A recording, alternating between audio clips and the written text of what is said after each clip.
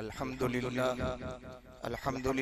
वहदहु वस्सलातु वस्सलामु अला मन ला नबिय्य बअदह अम्मा बअदु फ़अऊज़ु बिल्लाहि मिनश शैतानिर रजीम बिस्मिल्लाहिर रहमानिर रहीम इन्नद-दीन इंदल्लाहिल इस्लाम क़ाल अल्लाहु तआला वमन यब्तग़ी गैरल इस्लामी दीनन फलन युक़बल मिन्हु वहुव फ़िल आख़िरति मिनल ख़ासिरीन। व नबी अय्यूब अल-अंसारी रज़ियल्लाहु तआला अन्हु क़ाल जाअ रजुलुन इलन नबी सल्लल्लाहु अलैहि वसल्लम फ़क़ाल इज़नी व औजिज़ फ़क़ाल रसूलुल्लाहि सल्लल्लाहु अलैहि वसल्लम इज़ा कुन्त फ़ी सलातिक फ़सल्ली सलात मुवद्दिइन व ला तकल्लमू बिकलामिन ताज़िरु मिन्हु गदन व अजमिल इयास मिम्मा फ़ी यदिन नास औ कमा क़ाल रसूलुल्लाहि सल्लल्लाहु अलैहि वसल्लम सदक़ल्लाहु मौलानल अज़ीम व सदक़ रसूलुहुन नबियुल करीम व नहनु अला ज़ालिका लमिनश शाहिदीन वश्शाकिरीन वल्हम्दुलिल्लाहि रब्बिल आलमीन। दुरूद शरीफ पढ़ लो। अल्लाहुम्मा सल्लि अला मुहम्मद फ़ी अव्वलि कलामिना अल्लाहुम्मा सल्लि अला मुहम्मद फ़ी औसति कलामिना अल्लाहुम्मा सल्लि अला मुहम्मद फ़ी आखिरि कलामिना या रब्बि सल्लि व सल्लिम दाइमन अबदा अला हबीबिका खैरिल खल्क़ि कुल्लिहिम। काबिल एहतराम बुजुर्गों, अजीज और भाई, हम उस महीने से गुजर रहे हैं जिस महीने में हमारे आका दुआ फरमाया करते थे अल्लाहुम्मा बारिक लना फी रजब व शाबान व बल्लिगना रमजान, कि अल्लाह रजब और शाबान के महीने में मेरी जिंदगी में बरकत दे ताकि मुझे रमजान का महीना मिल जाए। सिर्फ आप दुआ नहीं करते थे बल्कि आयशा सिद्दीक़ा रज़ियल्लाहु ताला अन्हा की रिवायत है कि नबी करीम सल्लल्लाहु अलैहि व आलिहि वसल्लम की जिंदगी का हाल बदल जाता था। शाबान आते ही आपकी नमाजें, आपके रोजे, आपके अतियात, सदक़ात, खैरात, इबादत इतनी ज्यादा हो जाती थी। आयशा सिद्दीक़ा रज़ियल्लाहु ताला अन्हा फरमाती हैं कि हदीस पाक के अल्फाज का खुलासा है, ऐसे हाथ भर भर करके आप शाबान में देना शुरू करते थे, शाबान में, रमजान नहीं। किसी सहाबी ने पूछा या रसूलुल्लाह सल्लल्लाहु अलैहि वसल्लम, रजब और शाबान में आपको कसरत से हम रोजा रखते हुए देखते हैं, तो आपने फरमाया कि शाबान की एक 15वीं रात आ रही है, शबे बारात। अल्लाह अपने बंदों की जिंदगियां देखता है। मैं चाहता हूं कि जब अल्लाह के सामने मेरी जिंदगी पेश हो तो मैं रोजेदार में शुमार हो जाऊं। रजब और शाबान में रोजों के जरिए से अल्लाह के हबीब सल्लल्लाहु अलैहि वसल्लम रोजे की, रमजान के रोजे की तैयारी, तो कि रजब और शाबान मुसलसल रोजे। लिहाजा में कोशिश करनी चाहिए कुछ नकल कर ले, अल्लाह नकल को असल बना दे, ताकि कयामत के मैदान में अल्लाह को ऐसा कहने का मुंह रह जाए, या रब मैं तेरे महबूब की शबाहत लेके आया हूं।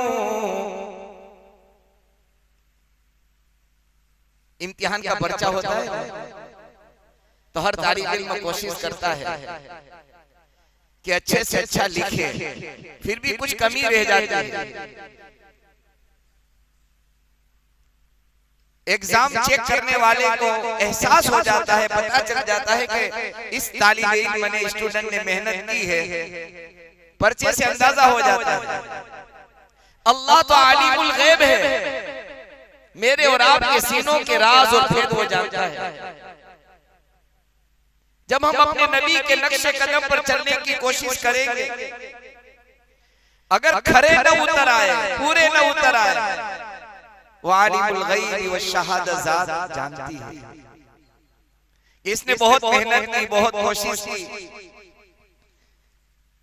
तो ख्वाजा अजीजुल हसन मजसूब रहमतुल्लाहि अलैहि ये शेर पढ़ा करते थे कि नकल कर लो किसकी नकल करो? जिसकी नकल का अल्लाह ने हुक्म दिया है। लक़द कान लकुम फी रसूलिल्लाहि उस्वतुन हसना। ए लोगों, तुम्हारे लिए दुनिया के अंदर अगर नकल का कोई नमूना है, आइडियल है, रोल मॉडल है, हिदायत की राह बताने वाला है, तो ये दुनिया वालों, मैंने कयामत तक के लिए मेरे हबीब को, मेरे नबी को, मेरे चहीते, मेरे प्यारे नबियों के इमाम और सरदार को, जिसके सदके में जमीन और आसमान मैंने बनाया और जिसके इशारे से चांद के टुकड़े मैंने करके दिखाया, उसको मॉडल बनाओ, रोल मॉडल, आइडियल बनाओ। लक़द कान लकुम फी रसूलिल्लाहि उस्वतुन हसना। अल्लाह ये सब कह सकते थे, फरमा सकते थे कि नमूना है ये। अल्लाह ने हसना कहा, बेहतरीन नमूना, सबसे अच्छा नमूना। दुनिया का हर इंसान अच्छी चीज पसंद करता है। कपड़ा लेने जाएगा तो अच्छा कपड़ा दो, जूता लेने जाएगा तो अच्छे से अच्छा जूता निकालो, चश्मा लेने जाएगा तो कह के बेहतरीन चश्मा दे दो। अल्लाह फरमाते हैं, ए दुनिया के इंसानों, अगर बेहतरीन नमूने की तुम्हें तलाश है तो मोहम्मद रसूलुल्लाह सबसे बेहतर नमूना न आज तक जब से जमीन और आसमान बने हैं, न मैंने पैदा किया, न कयामत की सुबह तक इससे बेहतर नमूना दुनिया में आ सकता है।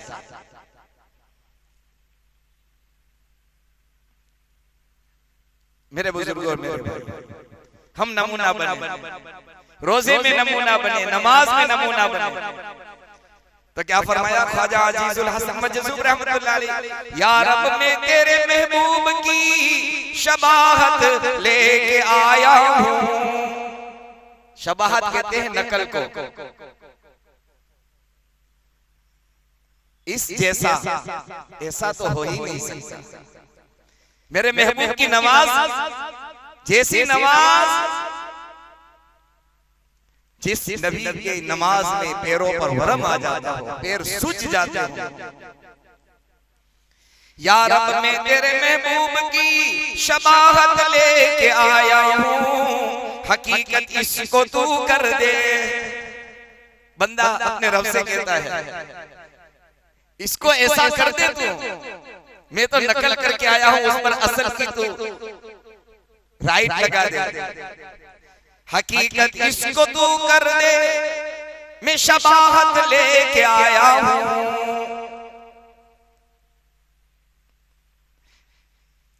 फिर शायर आगे कह रहा है, ख्वाजा साहब फरमा रहे हैं, अजीजुल हसन मजज़ूब रहमतुल्लाह अलैह, न माल लेकर आया हूँ, न मेरे पास माल है, न इज्जत है, न शोहरत है, कुछ नहीं है मेरे पास। मोहब्बत लेके आया हूँ, मोहब्बत लेके आया हूँ। मेरे पास तो मेरे नबी की मोहब्बत है, बस इसी मोहब्बत के सदके में कोशिश करता था कि मेरा शाबान, मेरा रमजान और मेरा रजब का महीना मेरे नबी की नकल वाला होगा। तो अब तैयारी हो रही है, रमजान की तैयारी हो रही है। अल्लाह के हबीब सल्लल्लाहु अलैहि वसल्लम रमजान की तैयारी जब शाबान से करते थे, और रमजान में तो हाल जूं दिन गुजरते थे, पहला आशरा, फिर दूसरा आशरा, पहले 10 दिन, फिर दूसरे 10 दिन, और आखिरी 10 दिन का हाल तो ये आयशा सिद्दीका रज़ियल्लाहु ताला अन्हा फरमाती हैं कि अपनी कमर को कस लेते थे। और यही हाल अल्लाह वालों का भी होता था। अल्लाह के औलिया की जिंदगियां बड़े रमजान की। ख्वाजा खाजगान मोइनुद्दीन चिश्ती अजमेरी रहमतुल्लाह अलैह के हालात जिंदगी में लिखा है, रमजान में 24 घंटे में 2 कुरान करीम खत्म करते थे। 24 घंटे में 2 कुरान, सुबह से लेकर मगरिब तक एक, और मगरिब से लेकर फिर सुबह तक एक। और ये नामुमकिन नहीं है। ख्वाजा साहब का जमाना तो कई 100 साल का गुजर चुका।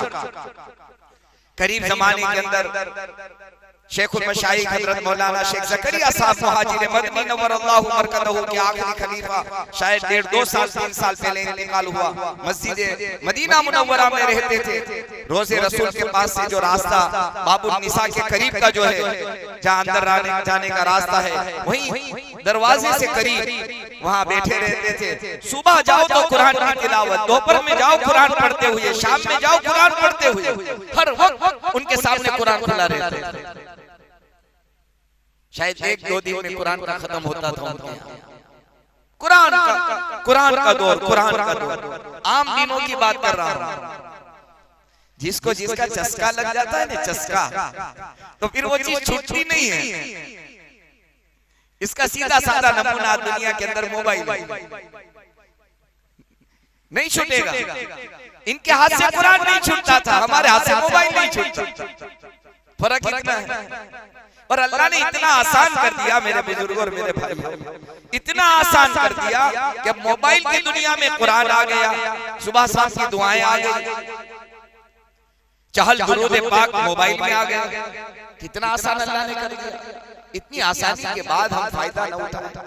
अर्ज में कर रहा था कि सैयदना नबी करीम सल्लल्लाहु अलैहि वसल्लम ने पिछले जुमा में मैंने ये बात शुरू की थी कि आने वाले सहाबी को 3 नसीहत की थी। उसमें पहली नसीहत ये थी, इदा कुंत फी सलाति फसल्ली सलात मुवद्दिन। अपनी जिंदगी की नमाज को बना ले, नमाज बना ले। ख्वाजा साहब रहमतुल्लाह अलैह कल कारी अब्दुल रशीद साहब अजमेरी दामद बरकातुहुल आलिया मांगरोल मदरसों में जलसे के लिए आए थे। वो फरमा रहे थे कि मेरे वालिद साहब ने 10 साल अजमेर के मदरसे में पढ़ा, इसलिए हमको अजमेरी कहते हैं। अजमेर शरीफ में बड़े मदरसे हुआ करते थे। कहा कि 10 साल वहां तालीम हासिल। पृथ्वीराज चौहान जब मुकाबले के लिए आया और अल्टीमेटम दे दिया था कि अब अजमेर शरीफ की जमीन को छोड़ो, आप आगे चलो, यहाँ ठहर नहीं सकते। तो शेख अजमेरी दामद बरकातुहुल आलिया ने कहा कि जब इनके मुरीदीन के पास वारंट निकल कर आया कि पृथ्वीराज चौहान अजमेर का बादशाह यूं कह रहा है कि आप यहाँ से निकलो, तो अब क्या करेंगे? तो क्या कुछ नहीं करेंगे। हम उसके कहने से आए नहीं और उसके कहने से जाएंगे नहीं। हम तो इमामुल अंबिया मोहम्मद रसूलुल्लाह सल्लल्लाहु अलैहि वसल्लम के इशारे से आए, इनके कहने से आए नहीं और इनके कहने से जाएंगे नहीं। हमें तो इशारा मिलेगा तो यहाँ से आगे बढ़े। और कभी मौका मिले, ख्वाजा साहब की जिंदगी पर बहुत सारी किताबें हैं, गुजराती में भी है। ख्वाजा गरीब नवाज रहमतुल्लाह अलैह पवित्र जीवन, पाकीज़ा जिंदगी, उसमें ख्वाजा साहब रहमतुल्लाह अलैह के हालात में लिखा है कि आपने बता दिया था कि अब मेरी जगह यही है आखिरी दम तक। मेरी जिंदगी के सांस यही पूरे होने वाले हैं। इसी सरजमीन पर मेरा मस्कन भी है और मेरा मदफन भी है। मैं यहाँ आया भी हूँ, रहूंगा और मैं यहाँ सोने वाला भी हूँ। आपने बता दिया। तो हजरत अजमेरी दामद बरकातुहुल आलिया फरमा रहे थे कि आपके मुरीदीन घबरा गए, बादशाह कह रहा है और बादशाह की जमीन है, हम कैसे ठहर सकते हैं? कहा कि कुछ नहीं, अपने हथियार तैयार करो, मुकाबला करना है। तो मुरीदीन कह रहे हैं कि आलू काटने की छुरी नहीं है, कौन से हथियार की बात करते हो? मेरे बुजुर्गों और मेरे भाइयों, याद रखना, ईमान वाले को ये दुनियावी असबाब के हथियार की जरूरत है, लेकिन बाद में। इससे पहले मेरे आका ने फरमाया, अद्दुआ सलाहुल मुमिन, अद्दुआ सलाहुल मुमिन। मोमिन का हथियार तो दुआ है। इसलिए मेरे आका सल्लल्लाहु अलैहि वसल्लम ने फरमाया, हर फर्ज नमाज के बाद दुआ कबूल होती है। मांगते कहाँ हैं हम? मांगने की जगह से मांगते नहीं, न मांगने की जगह से उम्मीदें लगाकर बैठे हैं हम सब। जहां से मिलने न मिलने के चांस है, बल्कि न मिलने के चांस ज्यादा है, मखलूक से न मिलने के चांस ज्यादा है, खालिक से 100%, 120% उस खालिक और मालिक से मिलने के चांस पूरे हैं। इसीलिए लिखा हुआ था किसी मस्जिद के दरवाजे पर, ये आने वाले तेरे आने में देर है, मेरे नवाजने में देर नहीं है। तो आने में देर करता है और तू मांगने में भी देर करता है। अब अल्लाह से मांगने का जमाना आ गया है। इसलिए किसी अल्लाह वाले ने लिखा है, आम दिनों में, ये जुमला तवज्जो से सुनना, आम दिनों में अल्लाह की रहमत, आम दिनों में अल्लाह की रहमत बंदा तलाश करता है। अल्लाह की रहमत को बंदा आम दिनों में तलाश करता है। रमजान में अल्लाह अपने बंदों को तलाश करता है। अल्लाह की रहमत बंदों को तलाश करता है। रमजान में बहाने से मग़फ़िरत, बहाने से मग़फ़िरत। मेरे महबूब ने फरमाया, रोजेदार को एक खजूर के जरिए से इफ्तार करा दो, रोजेदार को एक घूंट पानी पिलाकर इफ्तार करा दो। मेरे महबूब ने फरमाया, कुछ और पिला करके इफ्तार करा दो। क्या हैसियत है पानी के घूंट? कोई हैसियत नहीं है। हर जगह पानी मिलता है, मस्जिदों में पानी मौजूद है। उठाकर गिलास रख दिया इफ्तार के सामने, यानी रोजेदार के सामने रख दिया, उसने पानी पी लिया। न मुझे कोई देना पड़ा न लेना पड़ा। अल्लाह ने इस पानी पिलाने पर मग़फ़िरत का वादा किया। ये बहाना नहीं तो क्या है? ये बहाना है अल्लाह का। वो बहाने से नवाजना चाहता है। तो फरमाया, इज़ा कुन्त फ़ी सलात, जब नमाज के लिए खड़ा हो, ध्यान से नमाज पढ़, खुशू वाली नमाज पढ़, खुशू वाली नमाज पढ़, दिल और दिमाग की हाजिरी वाली नमाज पढ़। इसलिए मेरे महबूब ने एक मर्तबा मस्जिद नबवी में एक सहाबी रज़ी अल्लाह ताला अन्हु तशरीफ लाए, नमाज पढ़ी, सलाम फेरा, कहा कुम, खड़ा हो जा। ऐसी नमाज पढ़ जैसे मैंने नमाज पढ़ी। नमाज पढ़, मेरी नमाज की तरह नमाज पढ़। हर हमारी नमाज का हाल क्या है? अल्लाह हमारी नमाजों को दुरुस्त फरमा दे। हालात बदलने की सबसे बड़ी वजह, सबसे बड़ा रीजन इस वक्त ये है कि उम्मत नमाज पढ़ रही है, और नमाज है तो जैसी शायान शान होनी चाहिए। इसलिए मुजद्दिद अल-लिसानी रहमतुल्लाह अलैहि फरमाते हैं, शान रब वाली नमाज, रब की शान वाली नमाज तो बंदे की ताकत से बाहर है, लेकिन कोशिश तो करे, सिर्फ अपने दिल और दिमाग को हाजिरी दे करके। इसीलिए कहा जाता है कि कम से कम नमाज में तो अपनी मोबाइल की दुनिया से हम कट जाए, कम से कम डर जाए, मोबाइल की दुनिया से कट जाए हम। आसान तरीका क्या है? उसको इतना साइलेंट कर दे कि जेब में रखने के बाद भी एहसास न हो कि किसी का कॉल आया। होना ये चाहिए, एहसास न हो। अब एहसास न हो वो तो बहुत दूर की बात है। किसी और का कॉल है और सारे नमाजियों को पता चल जाता है कि किसी का कॉल आ रहा है, उसको तो पता चल ही गया। आसपास वाले भी बेचारे डिस्टर्ब होते हैं, वो सोचते हैं कि, और घंटी इतनी लंबी बजती है, माफ करना, कि नमाजी बददिल हो जाता है, यानी उसको अंदर से गुस्सा आने लगता है, क्या लगा रखा है। और ये क्या कब होता है पता है? हम कहां जा रहे हैं, किसके यहां जा रहे हैं, और किसके दरबार में मेरी और आपकी हाजिरी हो रही है।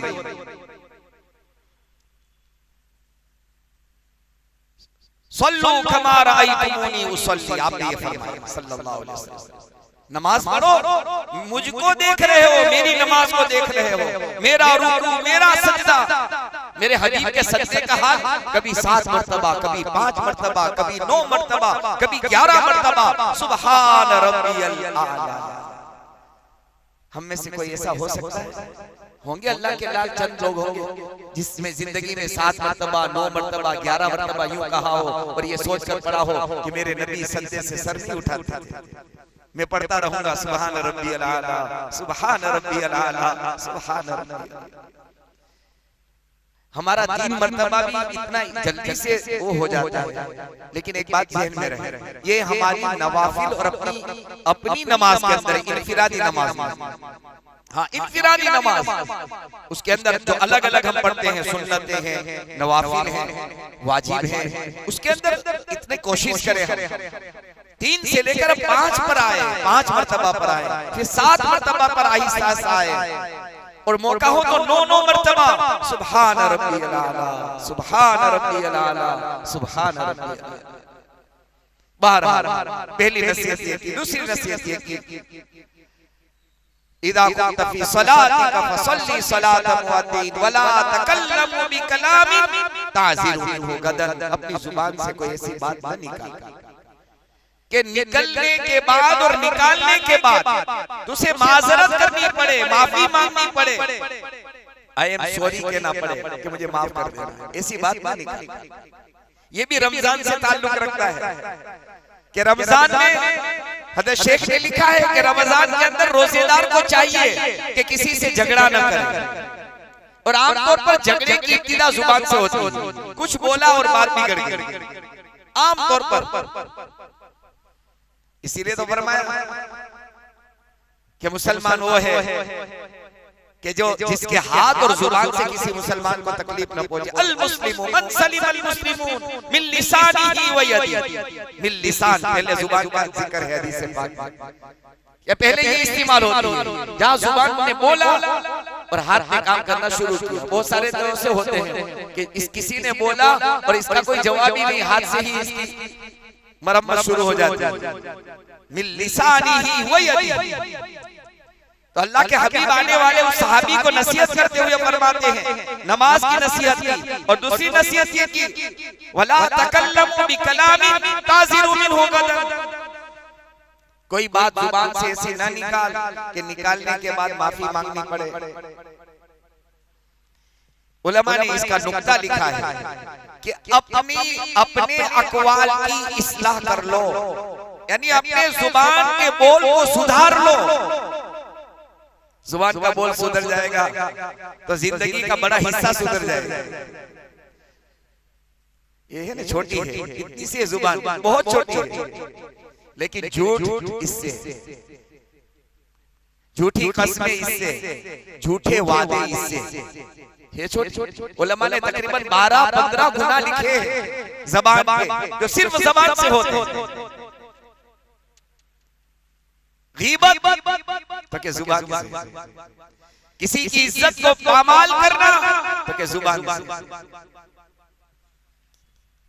क्या मिलेगा मुझको कुछ नहीं मिलेगा, बल्कि मैदान क़यामत में जो बोला है, क़यामत के मैदान में जो बोला है, अल्लाह के दरबार में उसको मुझे और आपको साबित करना पड़ेगा, साबित करना पड़ेगा। अभी सबूत का कोई मसला नहीं है, बोल दिया बात खत्म हो गई और हमने ये समझ लिया खत्म हो गई। लेकिन फरिश्ते इंतजार कर रहे हैं, बंदा अगर अल्लाह ने माफ न किया और तूने माफी न मांगी और जिसके बारे में तूने कहा है उसने माफ न किया, तो क़यामत के मैदान में उस बोल को मुझे और आपको साबित करना पड़ेगा। कहां से साबित करेंगे? हकीकत है ही नहीं, जो हमने बोला है वो हकीकत नहीं थी, वो तो हसद में बोला, अदेखाई में बोला, उसकी इज्जत को पामाल करने के लिए बोला, उसकी जिंदगी में ये चीज नहीं थी, हमने बोल दिया।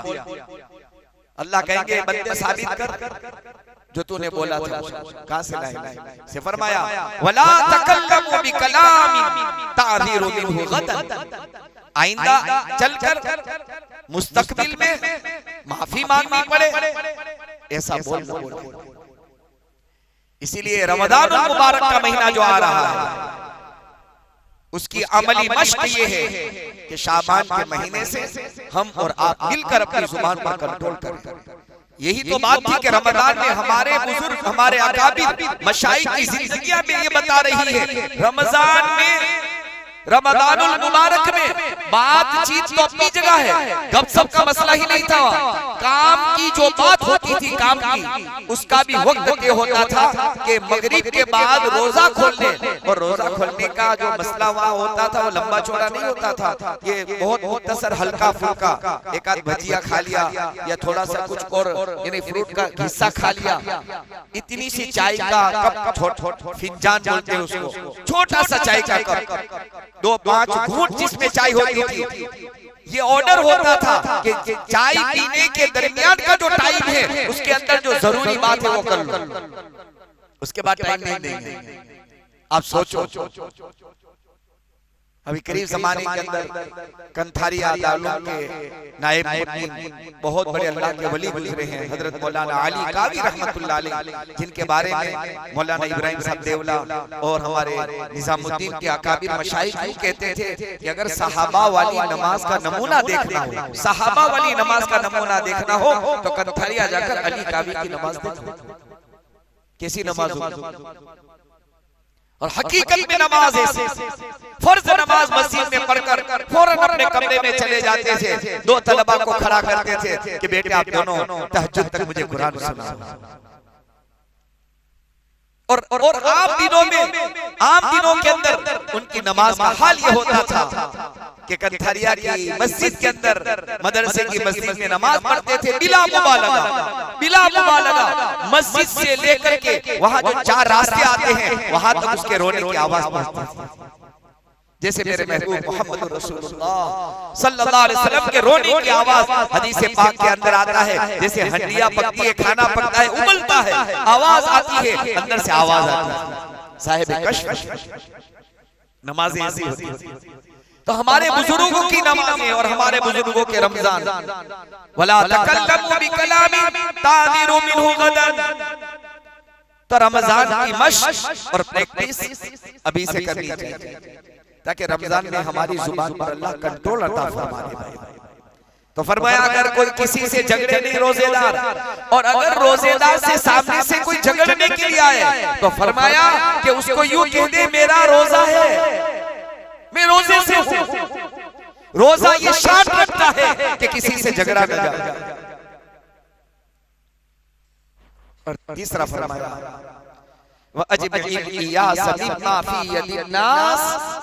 और लोगों के पास अल्लाह ने जो कुछ दिया है उससे हम उम्मीद न बांधे, अल्लाह के फैसलों पर राजी रहे। अक़वाले आमाल की इस्लाह, अक़वाले अफ़आल की इस्लाह, अक़वाले अख़लाक़ की इस्लाह, हमारे अख़लाक़ दुरुस्त हो, हमारे अफ़आल दुरुस्त हो और हमारे आमाल दुरुस्त हो। उसका बेहतरीन ज़माना, बेहतरीन वक्त अगर अल्लाह ने मुझको और आपको दिया है तो रमजान का महीना है। रमजान में नजर की हिफाजत हो जाती है, रमजान में जुबान की हिफाजत हो जाती है, रमजान में नमाजों की पाबंदी का इंतजाम, बहुत सारे वो आमाल जो गैर रमजान में नहीं होते अल्लाह अपनी तौफीक से रमजान में वो करवा लेते हैं। लेकिन इसकी बरकतें, उसकी रहमतें, इसका फायदा जब होगा जब अभी से हम उस पर कंट्रोल करेंगे। सबसे ज्यादा मोहताज मैं हूँ, आप भी हैं, हम सब हैं। अल्लाह ताला इन बातों पर हमें अमल की तौफीक नसीब फरमाए।